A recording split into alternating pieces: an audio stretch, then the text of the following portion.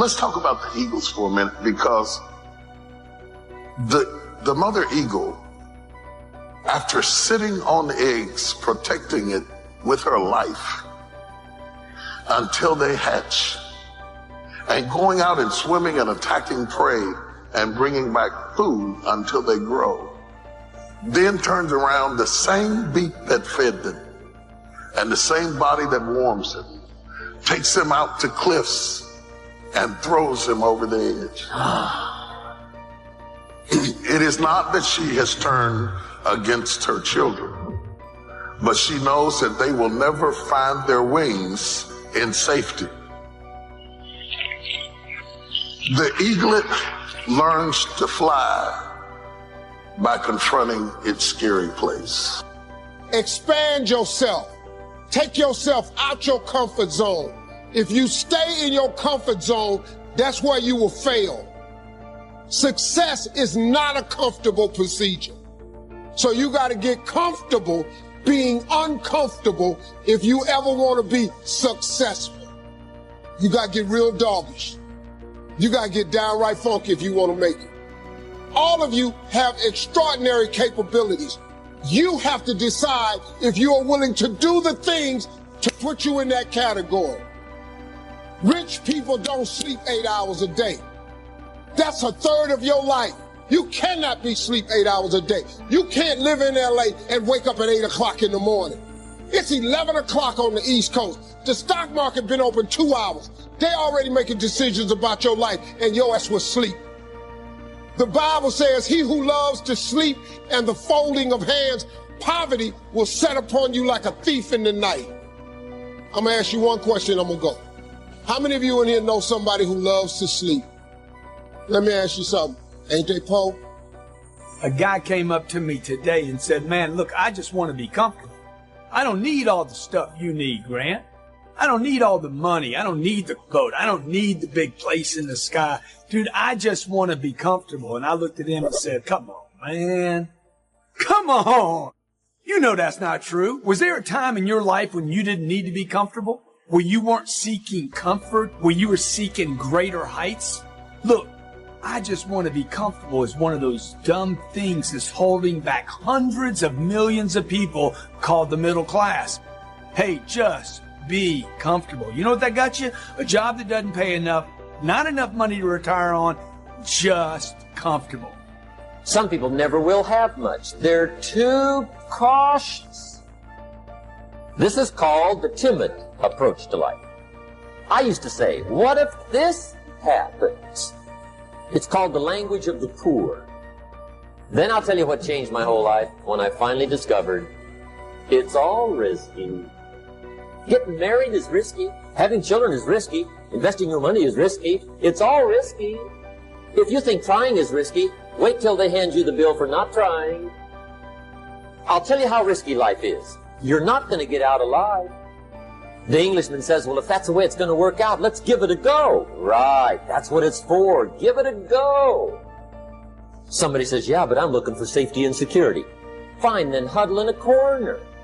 And we'll protect you, feed you, care for you. We won't let anything happen to you. And you'll probably live to be 100. But what a way to live. What a way to live safe and secure. Don't ask for security. Ask for adventure. And see, it's not important how long you live. What's important is how you live.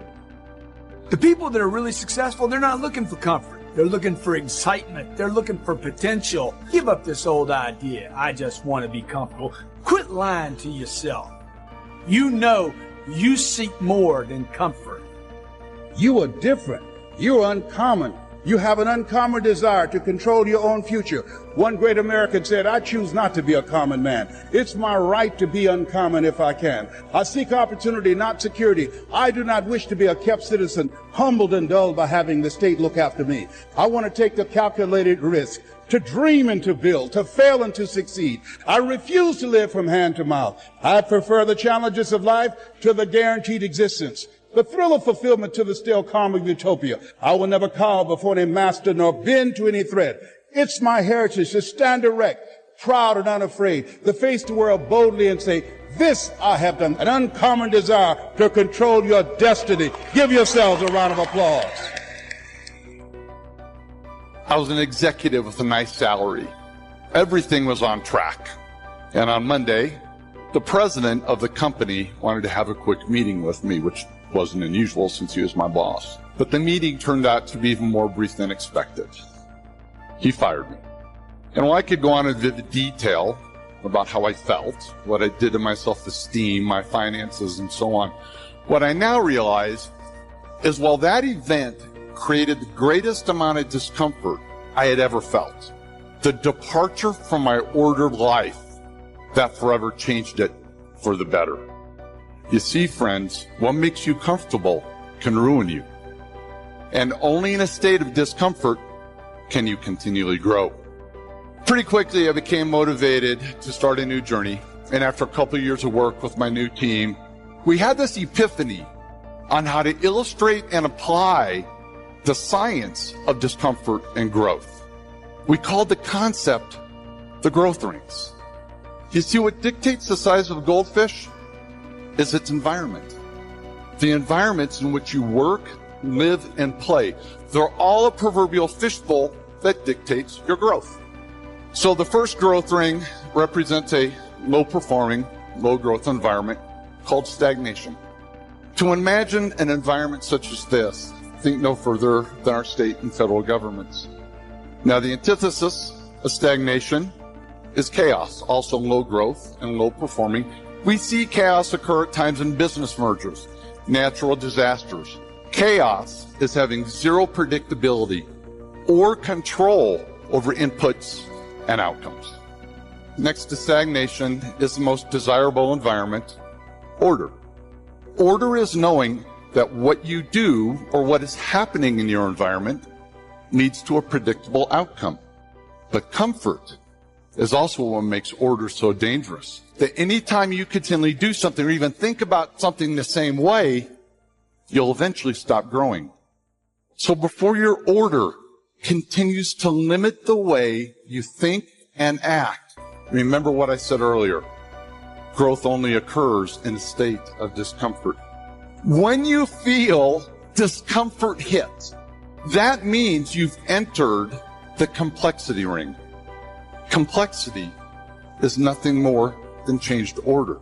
But when your order is changed, outcomes are no longer predictable, and it's unpredictability that makes you uncomfortable.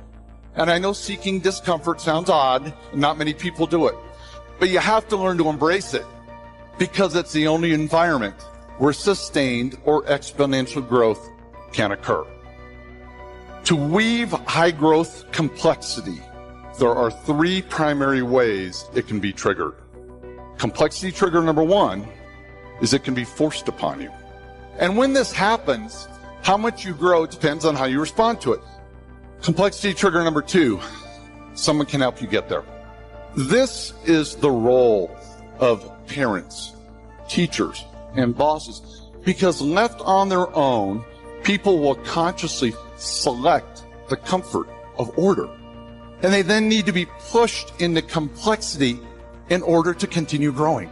But what if you're not lucky enough to live or work in a robust high growth environment? Well, the great news is everyone can trigger complexity at any time.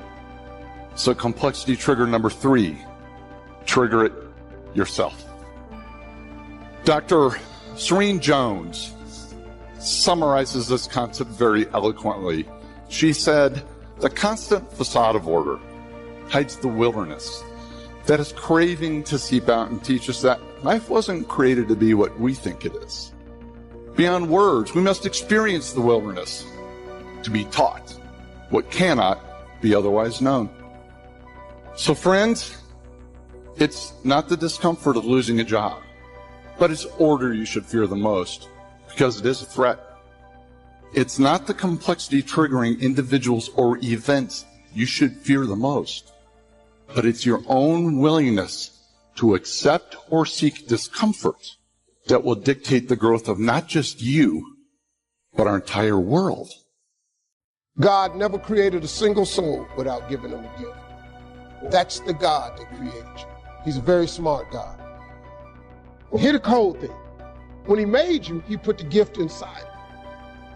He didn't hide it under the ocean. It ain't on the mountain nowhere. It ain't under no rocks. You ain't got to go drill it.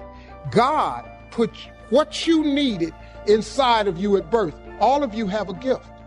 But you have got to do your gift. The thing God gave you at birth to do. It is the thing that you do the absolute best with the least amount of effort. That's your gift.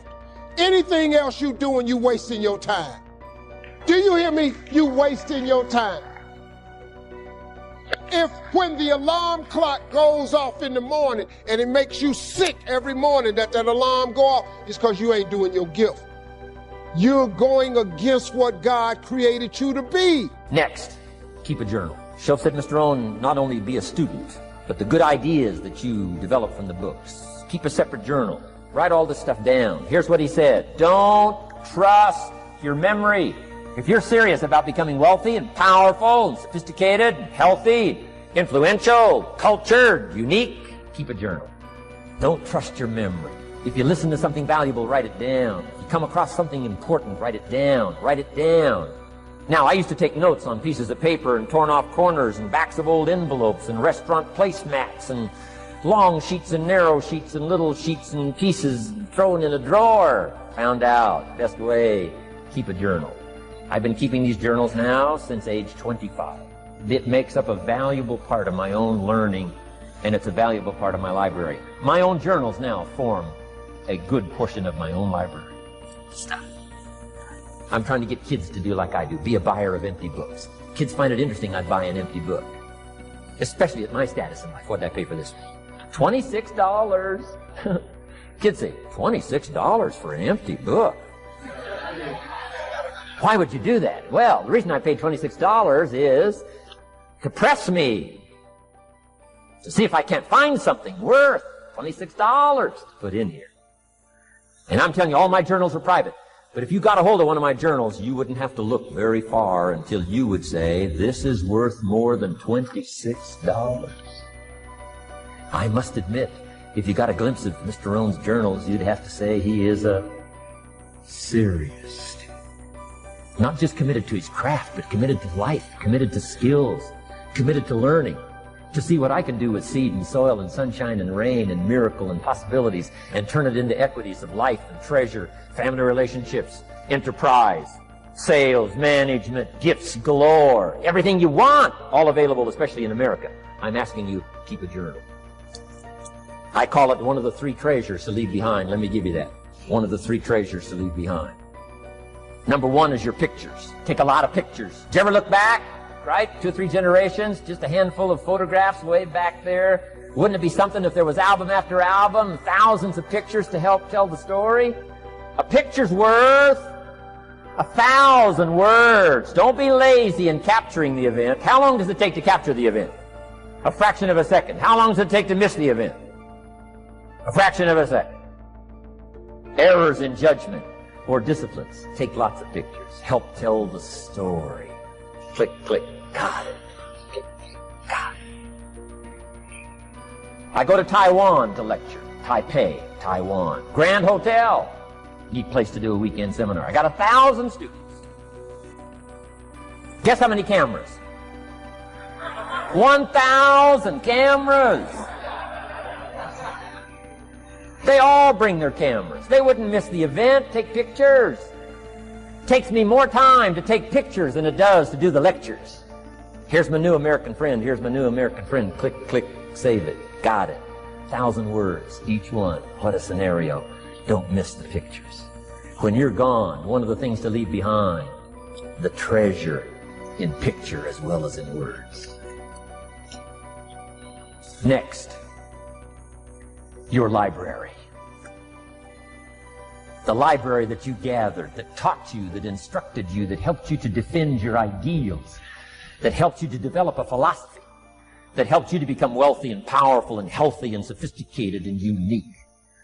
The library that helped you conquer some disease, the library that helped you to conquer poverty, the library that caused you to walk away from the ghetto, the library, the books that instructed you, fed your mind and fed your soul. Leave your library behind. One of the greatest gifts you can leave behind is your library. Stepping stones out of the darkness into the light. Library. So leave your books behind. Your books will be more valuable than your couch. Books, books, books. And third is your journals. The ideas that you picked up. The notes you took at seminars like this. Wherever you found an occasion to gather something valuable and put it in here so you could go back over it, go back over it. Repetition is the mother of skill. Read it one more time, learn it one more time, see if you can digest it one more time. Let it coach you one more time. Let it teach you one more time. Let it inspire you one more time. Words are inspirational. The lyrics of a psalm. And not just read it once. That's why we put our stuff on cassettes so you can go through it again and again and again. If you hear a beautiful song that does something to you, you don't say, well, that's enough. Don't need to hear that again. No. Wouldn't you want to hear it again, hear it again, hear it again? Let it instruct you. Let it feed you. Let it teach you. Take you on wings of emotional journeys. Wouldn't you want to do that again? The answer is yes. That's what's so important. Here's what's important. One of the things to leave behind, that's your journals. All the stuff you took the meticulous time to gather. One of the greatest proofs that you're a serious student. Taking pictures, that's pretty easy. Buying a book at a bookstore, that's pretty easy. Here's one that's a little more challenging. Be student enough of your own life and your own future and your own destiny. Be student enough to take the time, keep the notes, keep the journal. Be so glad you did. What a treasure to leave behind when you go. Your journals. I wouldn't be without mine now. I'm in Carmel, California, one of my favorite places. It's where I wrote my first book called Seasons of Life. I went to this little church one Sunday morning. First time I'd been there. Little small church, I don't know, 150 people. Classic sermon that morning. Classic sermon.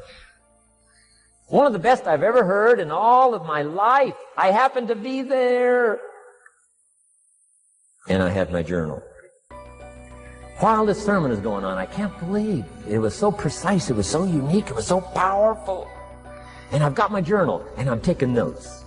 Taking notes of this classic sermon. Guess how many other people were taking notes? Approximately, guess. How many do you suppose? It looked like, best as I could tell, I'm the only one taking notes of this classic sermon. Now, since I'm a stranger there, and it's the first time I've been there, and I'm taking these notes, people started looking, who is he and what's he doing? I started feeling just a little bit uncomfortable. I'm still right. Now I'm feeling kind of like a spy, right? I could hear some of them say, he's going to get out of here with some of this stuff. And I did. I'm the guy that walked away with the stuff. I'm asking you to be no less sincere and be no less committed to the advancement of your philosophy, the set of the sail.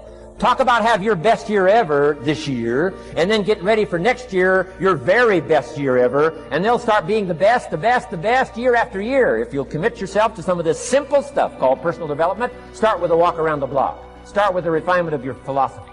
Start with the teaching of your own fabulous mind, where all the answers are. I can only give you a few answers from my own experience. The rest of all the magical answers are within the confines of your own mind. But it takes the books, it takes the cassettes, it takes the videos, personal conversation, sermons, lyrics from songs, dialogue from the movie. Let your heart be stirred by words. Find ways to capture. Part of your personal development quest. Now here's the last subject on personal development just before we take our break. Isn't this good stuff? I'm telling you, this stuff changed my life. Turned me every way but loose. I've never been the same since the teacher gave me some of this simple instruction. How to go from where you are to where you want to go. How to go from what you are to what you want to become. How to go from pennies to treasure. How to go from nothing to fortune. It's all within the confines of this stuff that I've been trying to share with you. Laboring best I can. Words are clumsy when you try in your experience. But I'm doing my best today. And I'm excited about it. Appreciate you taking all these good notes. Good students today. I appreciate it. Success and failure are not giant events. They don't just show up. You don't just suddenly become successful or suddenly have this cataclysmic event that makes you fail. It may look that way, but failure comes from all the little things. It's failure to make the call. It's failure to check the books. It's failure to say, I'm sorry. It's failure to push yourself to do things physically that you don't want to do.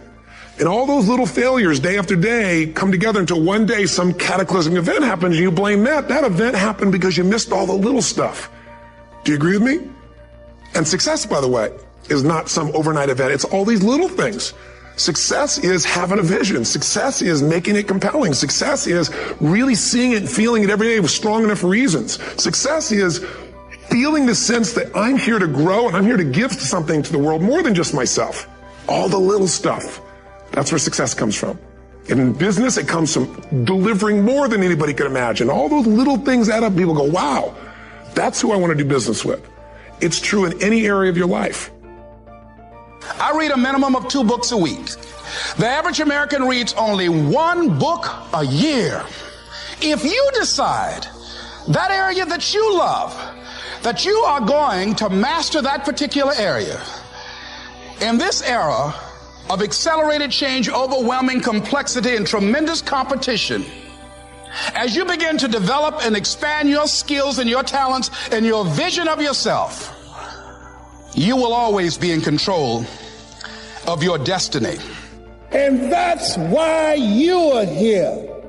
There's a voice in you that has said, I can do this. I know others have failed. I can do this. I know others have said that I can't do it. I've had setbacks in life. How many of you had some failures? Raise your hands, please. How many of you had some no's in your life? Raise your hands, please. Shake someone's hand on your right and left and say, know your vitamin. Ladies and gentlemen, if you want to make it in life, you got to know your vitamin. You've got to know every no brings you a step closer to a yes. Anybody can stop because someone said no. But there's something in you, in your heart of hearts, that's saying, I'm not a quitter. There's something in you that says, I've got the will to do it. There's something in you that says, I'm going to find a way. The fact that these feelings are normal, okay? Normal just means you're used to them, but you don't have to live with them. So even though you're so used to these negative feelings and these feelings of doubt, you still don't like them. You still have the ability to stop that. So I want you to think of a moment in time when you were really happy. Like it could be a memory from being little, it could be something that you dream of doing. And I want you to come up with something really specific about that moment, okay? Like think about what you were wearing or think about the blue sky. That is going to be what I call your anchor thought. Every time from this moment forward that you wake up or you find yourself drifting to those normal feelings of, I'm a loser, I'm worthless, I'm never going to find love. They may be things that you're used to thinking, but that doesn't matter because you can change them. The second that you feel that, you've drifted over into that thought, and I keep coming over here because when you start using the rule, you're going to start to literally feel which part of your mind you're using. The worries kind of happen here. I want you to 5, 4, 3, 2, 1, and then I want you to insert this vision of yourself where you felt really good. And if you can't think of one, invent one. How would you feel if you were in love? How would you feel if you loved yourself? How would you feel if you did that thing that you're scared of, that you keep talking yourself out of? That's your anchor thought. Now, when you first start using the rule, particularly when you're breaking a habit of thinking negative thoughts, when you first start doing it, you may need to use the 5-second rule 73 times in one day. That's okay. I had to do it like that when I was first using the rule to cure myself of anxiety.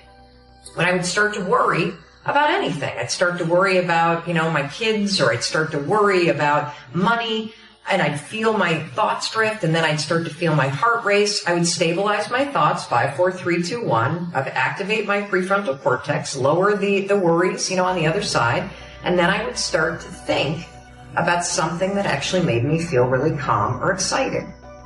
That is the battle of your mind. And, the other thing about normal that I just want to say is that the reason why it feels normal to doubt yourself and to have low self-worth is because you've thought this so long. It's become a pattern, just like chewing your nails becomes a pattern of behavior that you don't think about. Well, the cool thing is that based on science, you can actually change any pattern, even a thinking one. So use the 5-second rule. Every single time you catch yourself thinking the nasty stuff, and then activate your prefrontal cortex and force yourself to think something positive.